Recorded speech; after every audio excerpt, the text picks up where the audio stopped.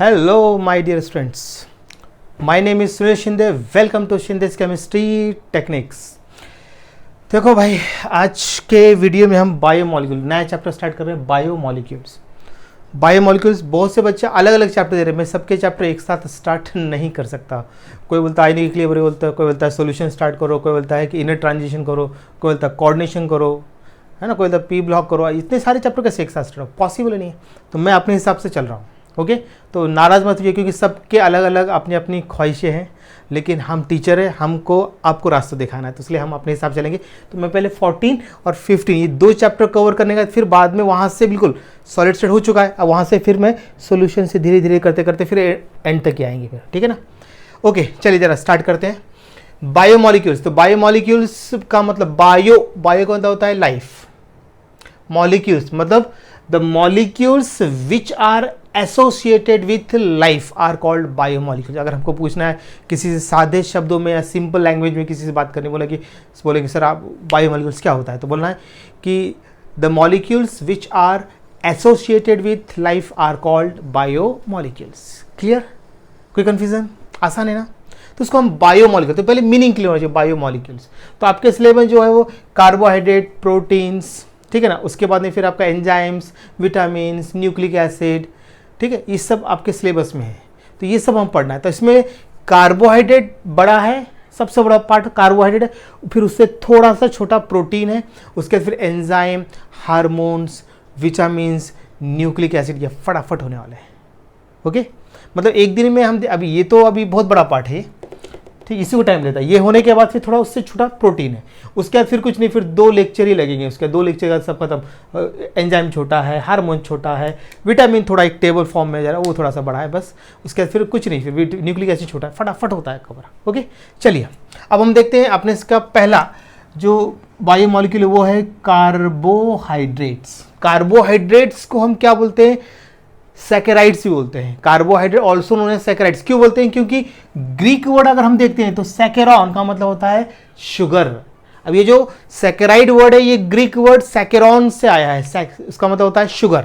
Okay, चलिए अब हम क्या करते हैं, सबसे पहले हम डेफिनेशन बनाते हैं। कार्बोहाइड्रेट्स की डेफिनेशन पहले बना के देख लेते हैं। देखो ध्यान से देखिए जरा, क्या बोलना है? Carbohydrates are optically active polyhydroxyaldehydes और पॉलीहाइड्रोक्सी कीटोन्स और compounds which on hydrolysis produce polyhydroxyaldehydes और polyhydroxy ketones. Example glucose, fructose, ठीक है ना, सुक्रोज, ये सब है। मतलब कैसे होंगे? अभी बोल रहे कि सर बोल रहे हैं कि ऑप्टिकल एक्टिव, मतलब हम ग्लूकोज की अगर बात करते हैं, ग्लूकोज स्ट्रक्चर लिखते हैं, देखो CHO, देखो CHOH, ठीक है, फिर CHOH, देखो CHOH और CH2OH, ऐसा रहता है इस ग्लूकोज स्ट्रक्चर। तो इसमें 1 2 3 4 कायरल कार्बन एटम्स है इसके अंदर, 4, मतलब इसलिए ऑप्टिकल एक्टिव। पॉलीहाइड्रोक्सी वर्ड लिखा है, मतलब 1 2 3 4 5 हाइड्रोक्सी ग्रुप है। पॉलीहाइड्रोक्सी अल्डिहाइड, यहाँ पे एल्डिहाइड ग्रुप, अल्डिहाइड। कीटोन होगा तो यहाँ पे CO होगा, बस यहाँ पे सेकंड पोजीशन CO लगा दो तो हो गया आपका कीटोन। बराबर है कि नहीं?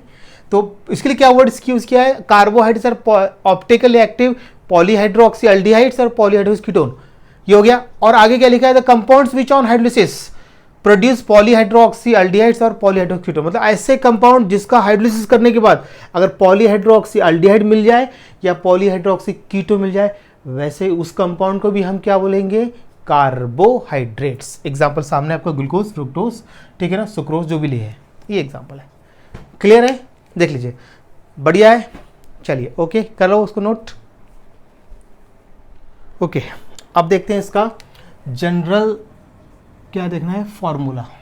The general formula of carbohydrates is, इसका होता है CxH2O taken Y, CxH2O taken Y, ठीक है। अब देखिए जरा, मैंने एग्जांपल लिया ग्लूकोज का, फॉर्मूला क्या है? C6H12O6। मैं इस फॉर्मूला फिट करके देखूं, CX मैंने यहाँ पे लिया 6, H2O, क्या लिया मैंने यहाँ पे 6, तो इसको इससे मल्टीप्लाई करो, 6 × 1 6, तो ऑक्सीजन 6 हो गया। अब 6 × 2 हाइड्रोजन हो गया 12, फिट हो गया फॉर्मूले में। अब देखिए नेक्स्ट सुक्रोज, C12H22O11, ये सुक्रोज का फॉर्मूला है। अब फिट करके देखते हैं, CX यहाँ पे लिया 6, H2O और Y लिया 11, 11 इंटू 1 11, 11 ऑक्सीजन बराबर है, 11 इंटू 2 22, 22 हाइड्रोजन। और अब यहाँ पे आपका ऑक्सीजन कितना है, सॉरी कार्बन यहाँ पे 12 आएगा, सॉरी यहाँ पे 12 हो गया पूरा परफेक्ट। ओके, ऐसा करना। अब देखो C6H10O5 ये स्टार्च का फॉर्मूला है। अब देखो C6 है H2O, तो 5 इंटू 1 5 हो गया, और यहाँ पे 5 2 10 फिट हो गया फॉर्मूला। देखो ऐसे यूज करना है फॉर्मूले को। तो आपको याद रखना है कार्बोहाइड्रेट्स का general formula CXH2O taken Y, इसमें ये सारे फिट हो गए, इसलिए सारे कार्बोहाइड्रेट्स, ठीक है ना। क्योंकि इसलिए इसको देखो यहाँ पे हाइड्रेट, कार्बोहाइड्रेट, कार्बो मतलब कार्बन बराबर है, हाइड्रेट्स मतलब वाटर का रेशो है 2:1 रेशो। वाटर का कैसे रेशो होता है 2:1, देख लीजिए 2:1 रेशो, इसलिए इसको कार्बोहाइड्रेट्स बोलना है। क्या बोलना है, कार्बोहाइड्रेट्स। तो carbohydrates are considered as hydrates of carbon बोल सकते हैं हम लोग। क्या बोल सकते हैं, carbohydrates are considered as hydrates of carbon. Okay, चलिए कर लीजिए नोट। ओके, अब देखते हैं क्लासिफिकेशन ऑफ कार्बोहाइड्रेट्स। ओके, तो carbohydrates are classified into 3 types. एक आएगा आपका मोनोसैकेराइड, फिर ऑलिगोसैकेराइड्स और पॉलीसैकेराइड्स। अभी मैंने 2 यहाँ लिख दिए, पॉलीसैकेराइड्स बाद में करता हूँ कवर।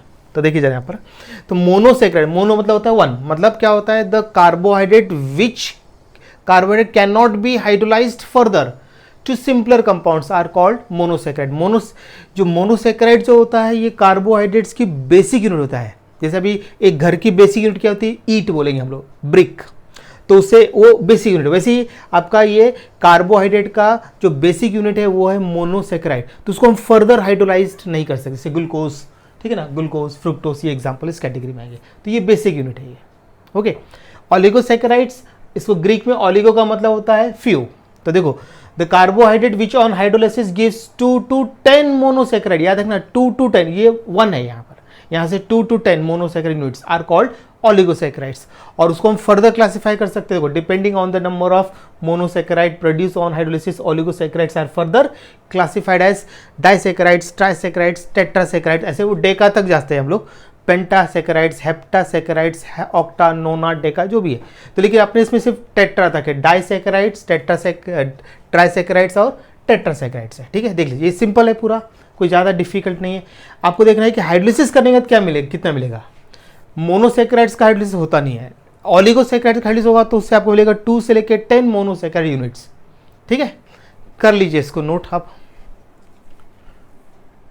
ओके, अब देखते हैं ऑलिगोसैकेराइड्स को हम फर्दर क्लासिफाइड करेंगे, डाइसैकेराइड्स, ट्राइसैकेराइड्स, टेट्रासैकेराइड्स, ये अपने 3 सिलेबस में और भी आगे कर सकते हैं, पेंटासैकेराइड्स, हेप्टासैकेराइड्स, ठीक है ना, हेक्सा, हेप्टा, ऑक्टा, नोना, डेका सब कर सकते हैं। लेकिन अभी अपने इसमें तो सिर्फ 3 ही है, तो उसमें पहला ले रहा हूं मैं डाइसैकेराइड्स। मतलब डाइसैकेराइड्स का मीनिंग क्या हो जाएगा, the carbohydrates which on hydrolysis gives 2 monosaccharide units. देखो सब में 2 मोनोसैकेराइड दिख रहा है आपको, 2 monosaccharide units are called disaccharides. अब ये हमने इसमें पहला एग्जांपल लिया सुक्रोज, तो डाइसैकेराइड का फॉर्मूला होगा C12H22O11। देखो सभी के फॉर्मूले सेम है, सुक्रोज, माल्टोज, लैक्टोज।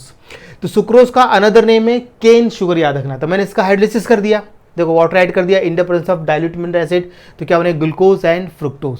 तो याद रखना है आपको कि सुक्रोज का अगर आपने हाइड्रोलिसिस किया तो आपको मिलेगा ग्लूकोज एंड फ्रुक्टोज मिलेगा आपको, ये बराबर है।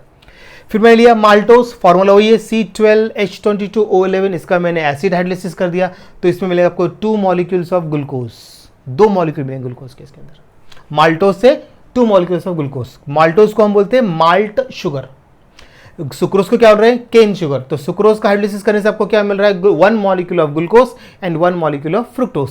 अगर आपने माल्टोज का हाइड्रोलिसिस किया तो आपको क्या मिलेगा, ग्लूकोज एंड ग्लूकोज, मतलब 2 मॉलिक्यूल्स ऑफ ग्लूकोज। अब हमने लिया लैक्टोज, जिसको बोलते हैं मिल्क शुगर। ये सब याद रखना है, ये सब MCQs में आते हैं, उसके लिए मैंने काफ़ी डिटेल लिया। आपके टेक्स्ट में सिर्फ शॉर्ट में दिया हुआ है, मैंने इसे काफ़ी डेप्थ में लिया है। ओके, तो अब यहाँ बनेगा आपका एक ग्लूकोज और दूसरा गैलेक्टोज। तो आपको याद रखना है कि लैक्टोज का अगर आपने हाइड्रोलिसिस किया तो आपको मिले ग्लूकोज एंड गैलेक्टोज। क्लियर हो गया। अगर आपने सुक्रोज का हाइड्रोलिसिस किया तो आपको क्या मिल रहा है, 1 ग्लूकोज एंड 1 फ्रुक्टोज। माल्टोज का हाइड्रोलिसिस किया तो क्या मिलेगा, 2 मॉलिक्यूल्स ऑफ ग्लूकोज। अगर आपने लैक्टोज का हाइड्रोलिसिस किया तो 1 molecule of glucose and 1 molecule of galactose. याद कर लीजिए इसको, चलिए करो नोट डाउन। ओके, अब देखते हैं ओलिगोसैकेराइड का सेकेंड पार्ट, ट्राइसैकेराइड्स। ट्राइसैकेराइड्स मतलब होता है the carbohydrates which on hydrolysis give 3 monosaccharide unit. जैसे मैंने एग्जांपल लिखा है रेफिनोज C18H32O16, मतलब ट्राइसैकेराइड का ये जनरल फॉर्मूला हो गया है। उसका हाइड्रोलिसिस क्या है, 2 वाटर मॉलिक्यूल है। डाइसैकेराइड्स में 1, ट्राइसैकेराइड्स में 2, टेट्रा में 3। ठीक है ना। तो अभी देखो यहाँ पर सी, इसमें 3 मॉलिक्यूल मिल रहे हैं, एक मिल रहा है glucose, fructose and galactose. 3 monosaccharide units मिल रहा है, इसको बोलते हैं ट्राइसैकेराइड। डेफिनेशन क्या बोला हमने, the carbohydrate which on hydrolysis gives 3 monosaccharide units are called trisaccharides, ऐसे बोल सकते हैं। फिर ऐसे बोलना, देखो अभी यहाँ पे tetrasaccharides, the carbohydrates which on hydrolysis gives 4 monosaccharide unit. देखो 1 ग्लूकोज, 1 फ्रुक्टोज एंड 2 गैलेक्टोज, 2 3 4 ऐसा रहेगा। तो इसका एग्जांपल स्टैचूज है। तो स्टैचूज का अगर आपने हाइड्रोलिसिस किया तो 1 ग्लूकोज, 1 फ्रुक्टोज एंड 2 गैलेक्टोज। अगर आपने रेफिनोज का हाइड्रोलिसिस किया तो 1 ग्लूकोज, 1 फ्रुक्टोज, 1 गैलेक्टोज। ये सारे हाइड्रोलाइज्ड प्रोडक्ट आपको याद रखने पड़ेंगे, बहुत काम के हैं। और सभी का एसिड हाइड्रोलिसिस करना है। टेक्स्ट बुक में इतना डिटेल नहीं है, आप चाहो तो देख सकते हो, एक टेबल बना के उन्होंने छोड़ दिया शॉर्ट में नीचे लिखकर। हमने डिटेल लिया, डेफिनेशन बना जा रहा हूँ। ट्राइसैकेराइड की डेफिनेशन आपको याद भी हो गई, the carbohydrates which on hydrolysis gives gives 3 monosaccharide units. क्या बोला है, the carbohydrates which on hydrolysis gives 3 monosaccharide units are called trisaccharides. Tetrasaccharides, the carbohydrates which on hydrolysis gives 4 monosaccharide units, 2 3 4 are called tetrasaccharides. कर लीजिए note. Okay, अब देखते हैं third, polysaccharides. पहला हमने देखा मोनोसैकेराइड, दूसरा हमने देखा ओलिगोसैकेराइड, अब तीसरा है पॉलीसैकेराइड्स। पॉली मतलब मेनी, बहुत सारे यूनिट होंगे। मीन्स देखो डेफिनेशन बोल रहा है, the carbohydrate which on hydrolysis give a large number of monosaccharide units are called polysaccharides. के example starch, cellulose, glycogen, gums etcetera. जैसे मैंने अभी स्टार्च लिया है, इसका रिएक्शन करके दिखा था आपको। स्टार्च का मैंने हाइड्रोलिसिस कर दिया तो आपको मिलेगा N टाइम ग्लूकोज मॉलिक्यूल। आसान है कि नहीं, है ना। पॉलीसैकेराइड्स, मेनी सैकेराइड मतलब many monosaccharide units. Okay, clear है। चलिए कर लीजिए इसको नोट। ओके, अब देखते हैं यहाँ पर हम लोग नॉमेनक्लेचर ऑफ मोनोसैकेराइड्स। देखो अभी आईपी सिस्टम में मोनोसैकेराइड को बोलते हैं ग्लाइकोज, बोलते हैं हम लोग। आईपी सिस्टम में मोनोसैकेराइड को हम क्या बोलते हैं, ग्लाइकोज। तो आप मान लीजिए मोनोसैकेराइड्स विथ 1 अल्डिहाइड ग्रुप है तो उसको बोलेंगे क्या, एल्डोज। अब मान लीजिए यहाँ पर एग्जाम्पल ग्लूकोज, ग्लूकोज में 6 कार्बन है तो 6 में से एक अल्डिहाइड ग्रुप है, मतलब 5 कार्बन और एक 6 अल्डिहाइड ग्रुप, तो ग्लूकोज को हम बोलेंगे एल्डोहेक्सोस बोलना पड़ेगा। वैसे ही देखिए monosaccharides with 1 ketonic group, CO group है इसके अंदर, तो उसको बोलते हैं कीटोज। अब मान लीजिए फ्रुक्टोज लिया, फ्रुक्टोज 6 कार्बन है, उसमें एक क्या रहेगा, कीटोनिक ग्रुप रहेगा, तो उसको बोलेंगे कीटोहेक्सोस, है ना। मान लो अगर 3 होते हैं तो ट्राइकीटोज, 4 होते तो टेट्राकीटोज, 5 होते तो पेंटाकीटोज, 6 है तो हेक्साकीटोज। वैसे ही यहाँ भी ले सकते हैं 3, एक अल्डिहाइड ग्रुप और 3 कार्बन, अल्डिहाइड ग्रुप को इंक्लूड करके 3 कार्बन, तो aldo triose 4 carbon, aldo tetrose 5 carbon, aldo pento 6 carbon, aldo hexose, ऐसा आएगा आपका। ओके, कर लीजिए इसको नोट। ओके, अब देखते हैं ग्लूकोज। तो ग्लूकोज का प्रिपरेशन है, पहला फर्स्ट जो मेथड है वो है preparation of glucose from sucrose, मतलब ये लेबोरेटरी मेथड है, स्मॉल स्केल मेथड बोल सकते हैं, ठीक है ना, लेबोरेटरी मेथड बोल सकते हैं। तो लैब में करते हैं। इसमें क्या करना है, सुक्रोज से बना, तो सुक्रोज लिया हमने, सुक्रोज का हमने एसिड हाइड्रोलिसिस करना है। एसिड भी आप क्या ले सकते हैं, डाइल्यूट हाइड्रोक्लोरिक एसिड या फिर डाइल्यूट सल्फ्रिक एसिड। इसको 2 घंटे तक वार्म करना पड़ेगा, हीट करना है, ठीक है। जब उसको कूलिंग करेंगे तो उस कूलिंग करते टाइम उसमें हमें ऐड करेंगे इथेनॉल, मतलब इथाइल अल्कोहल। इन दोनों को सेपरेट करने के लिए कूलिंग करते टाइम है, 2 घंटे तक उसको हीट किया, उसके बाद इसके अंदर कूलिंग करते टाइम उसमें अंदर हमने ऐड कर दिया क्या, इथेनॉल, मतलब इथाइल अल्कोहल। तो ग्लूकोज जो रहता है वो सबसे पहले उसमें क्रिस्टल बनना शुरू हो जाएंगे और बाद में फ्रुक्टोज बनेगा। पहले इसको फिल्टर करके ग्लूकोज को निकालेंगे, फिल्ट्रेट में रह जाएगा फ्रुक्टोज। फिर फ्रुक्टोज को क्या करेंगे, दोनों को सेपरेट कर, हमको ग्लूकोज चाहिए, फ्रुक्टोज नहीं चाहिए। तो ग्लूकोज के जो क्रिस्टल बनेंगे उसको फिल्टर करके बाहर निकालेंगे, पहले इसके क्रिस्टल बनेंगे, और सॉल्यूशन जो फिल्ट्रेट करेगा, जो फिल्ट्रेट में रह जाएगा आपको फ्रुक्टोज, फिर बाद में उसको वही हीट करेंगे, उसको कूलिंग करेंगे, तो बाद में उसको क्रिस्टल बना के उसको निकाल लेंगे। हो गया आसान ना। देख लीजिए जरा, सुक्रोज को हम हाइड्रोलाइज करेंगे विथ डाइल्यूट्स हाइड्रोक्लोरिक एसिड या फिर सल्फ्रिक एसिड, दोनों को एक लेना है फॉर, ठीक है ना, फॉर 2 आवर्स वार्मिंग करना है फॉर 2 आवर्स। फिर आपको मिलेंगे पूरा कंप्लीट हाइड्रोलाइज हो जाएगा, तो उसमें हम कूलिंग करते टाइम क्या ऐड करेंगे, इथाइल अल्कोहल। बुक से पढ़ लेना, ज़्यादा हार्ड नहीं है, आराम सब लिखा है अच्छी तरह से। तो ग्लूकोज और फ्रुक्टोज सेपरेट करने के लिए हमने ऐड किया है इथेनॉल। तो ग्लूकोज क्या होगा, उसमें जल्दी से पहले क्या बनेगा, उसके क्रिस्टल्स, क्रिस्टल बनेंगे, उसको फिल्टर करेंगे, ग्लूकोज को बाहर निकाल लिया, और नीचे फिल्टर रहेगा फ्रुक्टोज, उसका बाद में क्रिस्टलाइज करके निकाल सकते हैं। फिर इसको वॉश करके, उसको क्या करेंगे, वॉश करके उसको फिर रिक्रिस्टलाइज करके प्यूरीफाई ग्लूकोज बना लेंगे। हो गया, चलिए करिए नोट्स को। ओके, अब देखते हैं preparation of glucose from starch. मतलब ये जो मेथड है ये कमर्शियल मेथड है, इंडस्ट्री में यूज़ करते हैं, तो बहुत आसान है। स्टार्च लेना है, स्टार्च को आपको एसिड हाइड्रोलिसिस करना है बाय हीटिंग एट 393 केल्विन, और प्रेशर कितना लेना है, 2 to 3 एटमॉस्फेरिक प्रेशर, तो आपको मिलेगा glucose. Commercial glucose is obtained by, ठीक है ना, heating starch heating with dilute sulphuric acid at 393 kelvin, under pressure कितना, 2 to 3 एटमॉस्फेरिक प्रेशर, फिनिश। बहुत आसान है, देख लीजिए। एंड टाइम मतलब बहुत लार्ज अमाउंट मिलता है आपको, ठीक है ना, कर लीजिए नोट। ओके, अब देखते हैं यहाँ पर structure and properties of glucose. अब देखो ग्लूकोज का जो स्ट्रक्चर कैसा होता है, अब देखिए CHO एक अल्डिहाइड ग्रुप होता है, और 4 होते हैं सेकेंडरी अल्कोहलिक ग्रुप, देख लीजिए, और एक होता है प्राइमरी अल्कोहलिक ग्रुप, और इसमें होते हैं 4 कायरल कार्बन आइटम्स। तो अभी ग्लूकोज हो गया आपका पेंटा 4R15 penta hydroxy aldehyde, means glucose is optically active penta hydroxy aldehyde बोलेंगे इसको। ओके, अब इस स्ट्रक्चर को प्रूफ करने के लिए हमको कुछ केमिकल प्रॉपर्टीज से इसको प्रूफ करने वाले। जैसे पहले लिया है मॉलिक्यूलर फार्मूला, देखो the molecular formula of glucose was to be found to be कितना, उसका C6H12O6 है, और ये किस बेसिस निकला है, it on the basis of its elemental composition and colligative property. याद रखना एमसीक्यूज में आ सकता है कि ग्लूकोज का जो मॉलिक्यूलर फार्मूला है वो किस बेसिस पे उसको फाइंड आउट किया हुआ है। तो एक तो याद रखना है आपको क्या, एलिमेंटल एनालिसिस है, और दूसरा जो है आपको वो क्या याद रखना है आपको, कॉलिगेटिव प्रॉपर्टीज। ओके, बन जाएगा, कर लीजिए इसको नोट।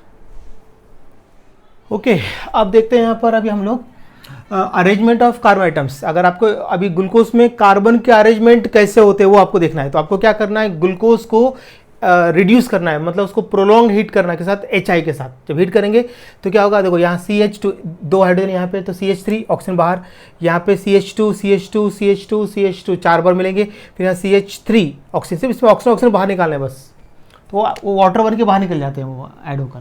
तो यहाँ पे बैलेंसिंग जरूर हमको ऐसे लिखना है बस, तो बनेगा नॉर्मल हेक्सेन। मतलब आपको ये नॉर्मल हेक्सेन क्या बता रहा है कि यहाँ पे कार्बन एक दूसरे से अटैच करके स्ट्रेट चेन बना रहे हैं, 6 कार्बन आइटम एक दूसरे अटैच होकर स्ट्रेट चेन है, ये बताता है। तो ये रिएक्शन ये प्रूव कर रहा है। तो अरेंजमेंट ऑफ कार्बन आइटम्स, तो ग्लूकोज को हमने क्या किया, ग्लूकोज को किसके साथ रिड्यूस किया, हमने HI के साथ किया है। तो क्या बनेगा आपका यहाँ पे, नॉर्मल हेक्सेन बनेगा, कर लीजिए नोट। ओके, अब देखते हैं प्रेजेंस ऑफ कार्बोनिल ग्रुप। तो अल्डिहाइड में जैसे होता ना, अल्डिहाइड्स में होता है अल्डिहाइड ग्रुप, वैसे ग्लूकोज में होता है अल्डिहाइड ग्रुप। तो कैसे प्रूफ करना है, तो उसको जनरली बोलते हैं कार्बोनिल ग्रुप। तो पहले देख के रिएक्शन का देखते हैं, हाइड्रोक्सिलामाइन, क्योंकि अल्डिहाइड रिएक्शन होता है तो ये भी होना चाहिए। तो देखो अभी ग्लूकोज रिएक्शन हाइड्रोक्सिलामाइन टू फॉर्म ग्लूकोऑक्साइम, कुछ नहीं करना है, अल्डिहाइड ग्रुप का यहाँ से एक ऑक्सीजन और यहाँ से 2 हाइड्रोजन, हमने वहीं भी ऐसे किया था, बन गया आपका ग्लूकोऑक्साइम। तो ये रिएक्शन क्या प्रूफ कर रहा है कि ग्लूकोज में क्या प्रेजेंट है, कार्बोनिल ग्रुप। अभी कार्बोनिल ग्रुप कौन सा है, अल्डिहाइड के कीटोन है, वो देखेंगे। तो पहला इतना नोट कर लीजिए। ओके, अब देखिए प्रेजेंस ऑफ कार्बोनिल ग्रुप का मैंने सेकेंड रिएक्शन लिया है, रिएक्शन विथ हाइड्रोजन साइनाइड। बिल्कुल अल्डिहाइड के जैसे रिएक्शन हो रहा है। देखो हाइड्रोजन यहाँ पे अटैच और साइनाइड यहाँ पे अटैच, याद है आपको, और ये इलेक्ट्रॉन इधर आ जाएगा इसके ऊपर, तो बन गया आपका क्या, ग्लूकोज साइनोहाइड्रिन। वहाँ बना था अल्डिहाइड साइनोहाइड्रिन, है कि नहीं। अब ये दोनों की जो रिएक्शन है, reaction with hydroxylamine and reaction with hydrogen cyanide, दोनों रिएक्शन क्या कंफर्म कर रहा है, प्रेजेंस ऑफ कार्बोनिल ग्रुप। अब नेक्स्ट रिएक्शन देखेंगे कि कार्बन ग्रुप कौन सा है, अल्डिहाइडिक है कि कीटोनिक है, कर लो नोट। चलिए अब देखते हैं कि कार्बोनिल ग्रुप हमने आइडेंटिफाई कर लिया हाइड्रोक्सिलामाइन के साथ रिएक्शन करके और हाइड्रोजन साइनाइड। अब हम देखते हैं कि वो कार्बोनिल ग्रुप क्या है। तो carbonyl group must be aldehyde group. तो कैसे मालूम चलेगा, देखिए उसको ब्रोमीन वाटर से ऑक्सीडाइज करना है। यहाँ ब्रोमीन वाटर कैसा होता है, mild oxidising agent. Bromine water को हम क्या बोलते हैं, ब्रोमीन वाटर, ध्यान रखना है, ब्रोमीन वाटर बोलेंगे इसको, bromine water. Okay, bromine water है ये माइल्ड, ये कैसा है यहाँ पर, ये माइल्ड ऑक्सीडाइजिंग एजेंट है, माइल्ड ऑक्सीडाइजिंग एजेंट है, ये माइल्ड ऑक्सीडाइजिंग एजेंट है, ये आपको याद रखना है, मतलब वीक ऑक्सीडाइजिंग एजेंट है। तो इन दोनों के रिएक्शन से नेसेंट ऑक्सीजन जनरेट होगा, ये नेसेंट ऑक्सीजन जाके इसमें जाके ऐड हो जाएगा, तो बनेगा COOH। बस अल्डिहाइड ग्रुप कार्बो ऑक्सी ग्रुप में कन्वर्ट होगा, मतलब मोनो कार्बो ऑक्सिलिक ग्रुप में हो जाएगा। इसको बोलते हैं ग्लूकोनिक एसिड बोलते हैं इसको। तो ये रिएक्शन कंफर्म कर रहा है कि इसमें जो कार्बोनिल ग्रुप है वो कौन सा ग्रुप है, aldehyde group. Means carbonyl group must be aldehyde group. बहुत आसान है, ठीक है। चलिए ओके, अब देखते हैं presence of primary alcoholic group. उसमें जो कौन सा अल्कोहलिक ग्रुप है, प्राइमरी, सेकेंडरी, टर्शियरी। तो इस रिएक्शन से हमको मालूम चलेगा। इसको माइल्ड इसको हम स्ट्रॉन्ग ऑक्सीडाइजिंग एजेंट से ऑक्सीडाइज करें। नाइट्रिक एसिड लिया हमने, dilute nitric acid is a strong oxidising agent. तो ये नेसेंट ऑक्सीजन प्रोड्यूस करेगा, नेसेंट ऑक्सीजन जाके यहाँ पे अटैच, यहाँ पे एक अटैच तो हो जाएगा COH, यहाँ पर 2 अटैच, यहाँ पे 2 अटैच करना है, इधर एक अटैच करना है। ये वाटर यहाँ से निकाल दीजिए, ऐसा वाटर को बाहर निकाल दीजिए, वो निकल गया वाटर बाहर, बन गया आपको सैकरिक एसिड और ग्लूकैरिक एसिड। इसमें मतलब ये डाई कार्बो ऑक्सिलिक एसिड है, ठीक है। नहीं तो आप चाहो तो ग्लूकोनिक एसिड से बना सकते हैं। ग्लूकोनिक एसिड को भी हम क्या लिखेंगे, डायरेक्ट डाइल्यूट नाइट्रिक एसिड से ऑक्सीडाइज करेंगे तो क्या बनेगा, सैकरिक एसिड या फिर ग्लूकैरिक एसिड। इसमें सिर्फ प्राइमरी अल्कोहलिक ग्रुप ऑक्सीडाइज होता है। 2 ऑक्सीजन यहाँ पे अटैच जाएंगे, 2 यहाँ पे 1 और इधर 2, वाटर बाहर निकल जाएगा। तो यहाँ पे क्या होगा, इधर आपको 2 अटैच करेंगे, यहाँ से यहाँ से वाटर बाहर निकाल दो, निकल गया वाटर बाहर। वही वाटर ऐसे नहीं, यहाँ से भी वाटर निकल रहा है, यहाँ से वाटर निकल रहा है आपका, ये वैसे निकाल सकते हैं। नहीं तो रूल के हिसाब से क्या है, तो OH ग्रुप से एक H निकालेंगे और अल्फा कार्बन से अल्फा हाइड्रोजन, ऐसे बोल सकते हैं। 2 तरीके हैं। तो लेकिन ऑन पेज के लिए बहुत बढ़िया है, वाटर निकाल दो, खत्म। तो यहाँ पे 2 ऑक्सीजन, यहाँ पे 2 ऑक्सीजन। तो आप जो चाहो तो आप ग्लूकोज को क्या करेंगे, ऑक्सीडाइज कर सकते हैं, नाइट्रिक एसिड से बनेगा सैकरिक एसिड, या फिर ग्लूकोनिक एसिड से भी आप उसको ऑक्सीडाइज करके बनाएंगे सैकरिक एसिड। तो ये रिएक्शन क्या कंफर्म कर रहा है, presence of primary alcoholic group को। देखो प्राइमरी अल्कोहलिक ग्रुप को प्रेजेंस कर दो, OH ग्रुप, देखो CH2OH ग्रुप, यही ऑक्सीडाइज हो रहा है। ओके, चलिए नोट डाउन कर लीजिए। ओके, अब लास्ट रिएक्शन अभी ये है प्रेजेंस ऑफ 5 हाइड्रोक्स ग्रुप। इसको हम कैसे करेंगे, उसका एसिटाइलेशन करके।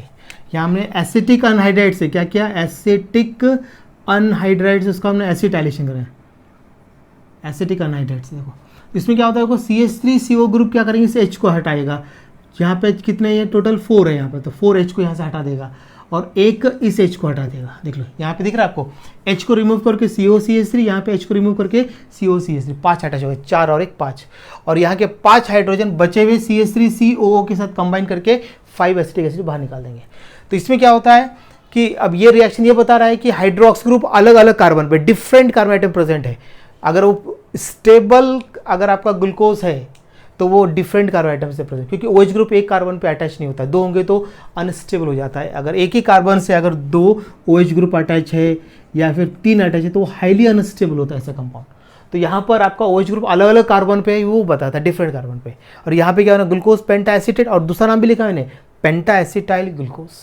ये इस प्रोसेस को बोलते हैं एसिटाइलेशन। एसिटाइलेशन रिएक्शन से आप 5 हाइड्रोक्सी ग्रुप को कंफर्म करते हैं यहाँ पर। और ये रिएक्शन ये बताता है कि इसमें hydroxy group different carbon atom में प्रेजेंट है, मतलब स्टेबल होगा वो। ओके, तो यहाँ पर आपका ये कंप्लीट हो गया है पूरा केमिकल प्रॉपर्टीज ऑफ ग्लूकोज बोल सकते हैं, और उसी से आपका स्ट्रक्चर भी डिटरमाइन हो गया, उसका भी एविडेंस मिल गया, प्रूफ मिल गया हमको। ठीक है, तो यहाँ तक आप कर लीजिए, इसके आगे कल वीडियो में नेक्स्ट कल डालूंगा। ठीक है, अब इतना आप तैयार करिए, बहुत हो गया आज। और बताइए मुझे कमेंट्स करके, अगर अच्छा लगा तो अपने फ्रेंड्स को शेयर करने लगाइए, लाइक करने लगाइए, सब्सक्राइब करने लगाइए, अपने चैनल को जल्दी ग्रो कीजिए। अब मैं फटाफट काम करने वाला हूँ, बहुत स्पीड से करने वाला हूँ काम में अभी।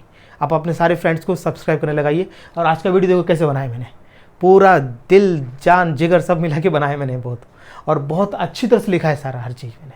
ठीक है ना, आप अपने फ्रेंड्स को बताइए, नाराज मत होइए, सब बराबर होगा। अब स्पीड बढ़ाते जाऊंगा मैं, तो थोड़ा सा भी आगे पीछे होते रहता है, 1-2 दिन अभी हो सकता है, क्योंकि एग्जाम है ना। मतलब ये सितंबर जाने दो, फिर अक्टूबर से आप ही के दिन है, बस सब आपके दिन है। फिर अक्टूबर नवंबर से 3 महीने में पोर्शन इधर का उधर बचा हुआ खत्म कर दूंगा मैं फटाफट। एक महीने में 4 चैप्टर कवर होते हैं, वहाँ में क्या कुछ नहीं बचता है, वो है ही क्या इसके अंदर। इसके अंदर भी फिजिकल और इनऑर्गेनिक तो रहेगा, एक और चैप्टर बचा इसका, ये जल्दी हो जाएगा, ठीक है ना। बहुत जल्दी कर दूंगा इसको कवर, नेक्स्ट चैप्टर इस मंथ में आपका ये दोनों खत्म करके, ये 14-15 खत्म करके मैं कोशिश करूँगा कि सोल्यूशन भी हो जाए। मैं पूरी कोशिश करूँगा वो, ठीक है ना। वादा नहीं करूँगा लेकिन कोशिश करूँगा बोलूँगा मैं, ठीक है ना, क्योंकि मुझे अभी वो CET का बहुत सारा काम है ना मेरे को उसके लिए। चलिए आप बेफिक्र रहिए, कर सकते हैं आप आराम से, इतना कर लीजिए, ओके। और पूरा वीडियो देखा कीजिए, आराम से पूरा वीडियो देखिए, पहले रफ रजिस्टर में लिख लीजिए और बाद में फेयर रजिस्टर में नोट्स बनाइए, ओके। चलिए बाय।